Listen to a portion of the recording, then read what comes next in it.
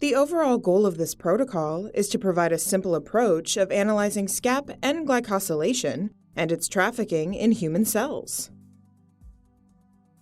This method is used to analyze the N-glycosylation of SCAP, which is indispensable for SCAP trafficking and activation of SIEBP-mediated lipid metabolism in mammalian cells.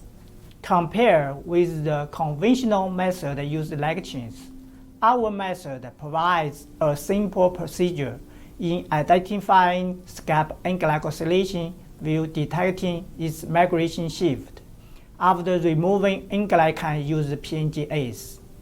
Though this method can provide an insight into cancer, it can also be applied to other systems, such as cardiovascular diseases and metabolic syndromes.